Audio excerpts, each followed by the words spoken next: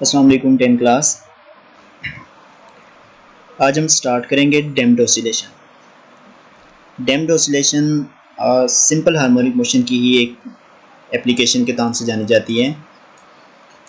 एक चीज़ रिवाइज करता जाऊँ कि जब कोई बॉडी सिंपल हार्मोनिक मोशन में होती है, इट मींस वाइब्रेटरी मोशन, अपनी मेन पोजीशन में टू एंड फ्रो मूव करती है।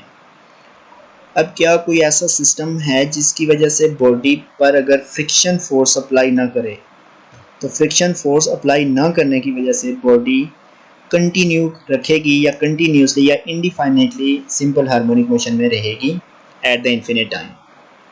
मैं इसको थोड़ा सा सिंपली बता देता हूँ। फॉर एग्जांपल, लास्ट टाइम हमारे पास एक सिंपल पेंडुलम की मोशन थी। अगर सिंपल पेंडुलम पर एयर रेजिस्टेंस एक्ट ना करे तो रिस्टोरिंग फोर्स मेन पोजीशन की तरफ जो लग रही है वो एक्सट्रीम टाइम तक या एक्सट्रीम पोजीशन से एक एक्सट्रीम पोजीशन से दूसरी एक्सट्रीम पोजीशन तक इन्फिनिट टाइम तक बॉडी को टू एंड फ्रो मोशन में रखेगी। तो कहने का मतलब क्या हुआ कि उस पर एक फ्रिक्शन फोर्स एक्ट कर रही है जिसकी वजह से बॉडी अपनी मीन पोजीशन में टू एंड फ्रो मूव करती है, ऑसिलेट करती है और एक टाइम ऐसा आता है कि वो वापस मीन पोजीशन पर आकर स्टॉप कर जाती है। अब वो स्टॉप क्यों करती है? Due to friction force. अब यहाँ पर कहता है कि vibratory motion of ideal system in the absence of any friction or resistance continues indefinitely under the action of a restoring force। कहता है कि किसी आइडियल सिस्टम की जो वाइब्रेटरी मोशन होती है फ्रिक्शन या रेजिस्टेंस के बगैर वो क्या करती है? इंडिफाइनेटली कंटिन्यू करेगी रिस्टोरिंग फोर्स की वजह से। Practically in all the system the force of friction retard the motion. हमारे पास होता क्या है, प्रैक्टिकली जो जितने भी सिस्टम होते हैं वो उनकी जो मोशन होती है वो फ्रिक्शन उसको क्या कर रही होती है? रिटार्ड कर रही होती है। जैसे अगर कोई बॉल ग्राउंड पर रोल करती है तो कुछ देर के बाद डिस्प्लेसमेंट कवर करने के बाद वो स्टॉप कर जाती है। वो स्टॉप क्यों करती है? क्योंकि इस पर फ्रिक्शन फोर्स एक्ट करती है। इसी तरह से अगर कोई बॉडी एयर रेजिस्टेंस की वजह से थोड़ी देर मूव करने के बाद स्टॉप कर जाती है तो रिटार्डेशन वहाँ पे किसकी वजह से हो रही है? एयर रेजिस्टेंस की वजह से। So the system do not oscillate indefinitely. The friction reduces the mechanical energy of the system। ये पॉइंट था कि जो फ्रिक्शन होती है वो किसी भी बॉडी की मैकेनिकल एनर्जी को क्या करती है? कम कर रही होती है with the passage of time. और इस मोशन को हम लोग नाम देते हैं डैम्प्ड का। तो डैम्प्ड की का पॉइंट यहाँ तक क्लियर हो गया। डैम्प्ड किसी भी बॉडी की मोशन के अगेंस्ट रेजिस्टेंस की वजह से जो मोशन होती है उसको हम लोग नाम देते हैं डैम्प्ड का। Clear? This damping progressively reduces the amplitude of vibration of motion. यहाँ डायग्राम से मैं समझा देता हूँ। अगर बॉडी स्टार्ट जिसमें उसका एम्पलीट्यूड मैक्सिमम, ये एम्पलीट्यूड होता है प्लस पॉइंट से लेकर माइनस पॉइंट तक, ये एक एम्पलीट्यूड है। तो जैसे जैसे टाइम के पास होने के साथ साथ बॉडी में फ्रिक्शन फोर्स एक्ट करती है तो ये एम्पलीट्यूड डिक्रीज होना स्टार्ट कर देता है। इसको हम नाम देते हैं डैम्प्ड का। क्लियर?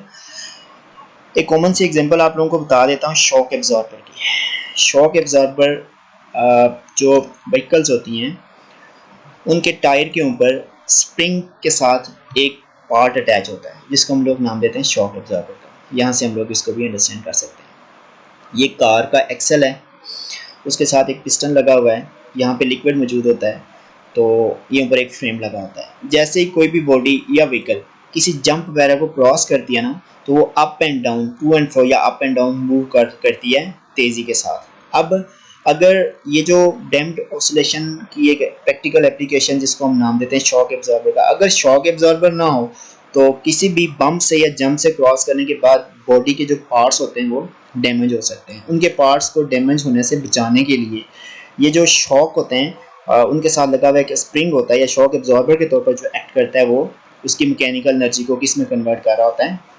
इनटू हीट एनर्जी में। और इसके साथ ये जो फ्रिक्शन प्रोड्यूस हो रही होती है ये बॉडी में, इसकी एक एप्लीकेशन के नाम से जानी जाती है जिसको हम लोग शॉक एब्जॉर्बर कहते हैं। लिखा हुआ है शॉक एब्जॉर्बर इज ऑटोमोबाइल और one practical application of damped motion. A shock absorber consists of a piston moving through a liquid such as oil. The upper part of the shock absorber is firmly attached to the body of the car. When the car travels over a bump on the road, the car may vibrate violently।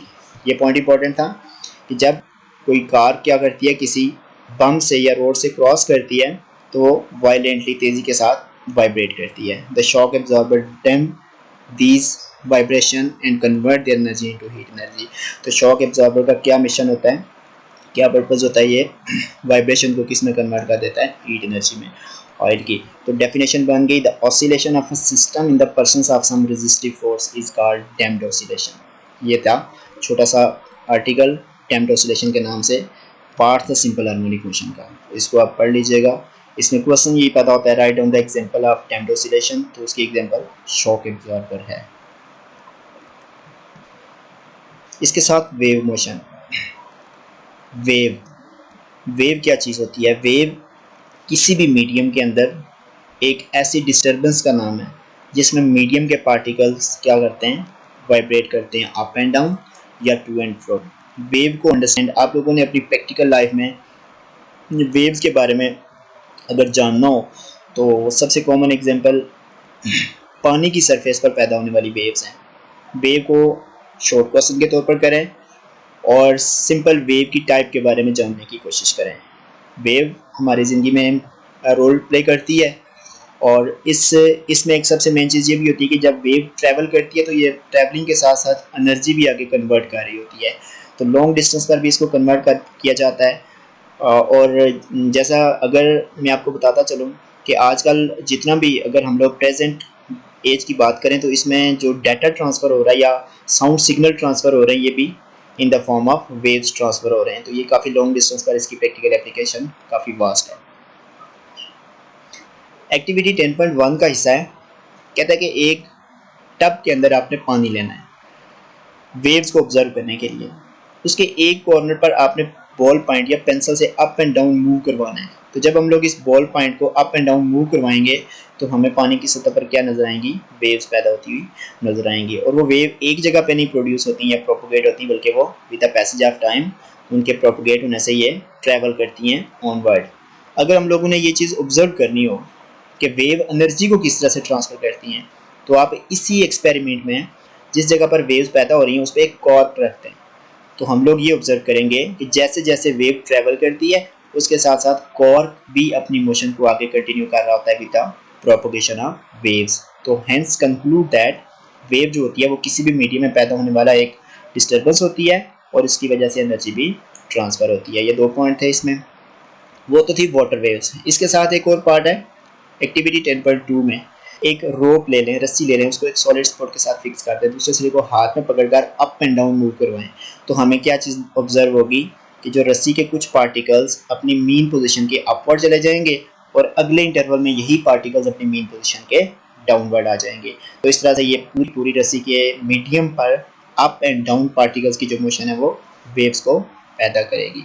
तो दो experiment इसलिए हैं, इसमें medium के particle move कर रहे हैं up and down, इसमें भी अप एंड डाउन, और रस्सी पर पैदा होने वाली वेव्स में भी अप एंड डाउन। एक और एग्जांपल आपको बताता हूँ, स्प्रिंग पर पैदा होने वाली waves.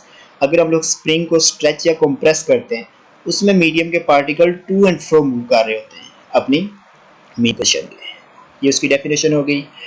Wave is a disturbance in the medium which causes the particle of the medium to undergo vibratory motion about their mean position in equal interval of time. कि वेव किसी medium में पैदा होने वाले एक ऐसे खलल के बायस होती है जिसमें मीडियम के पार्टिकल अपनी मीन पोजीशन में टू एंड फ्रो या वाइब्रेटरी मोशन करते हैं। दो टाइप होती हैं, दो कैटेगरीज होती हैं वेव की। एक को हम नाम देते हैं मैकेनिकल वेव्स का और दूसरी को हम नाम देंगे इलेक्ट्रोमैग्नेटिक वेव्स का। मैकेनिकल वेव्स ऐसी वेव्स होती हैं जिनको प्रोपोगेट होने के लिए किसी मीडियम रिक्वायर्ड होता है, for example water wave, sound waves, string पर पैदा होने वाली वेव्स। और इलेक्ट्रोमैग्नेटिक वेव्स ऐसी वेव्स होती है जिनको प्रोपोगेट होने के लिए किसी मीडियम की ज़रूरत नहीं होती, for example radio waves, television waves, X-rays, heat and light.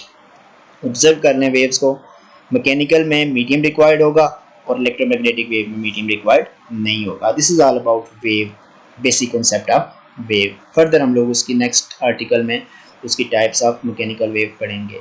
Thank you.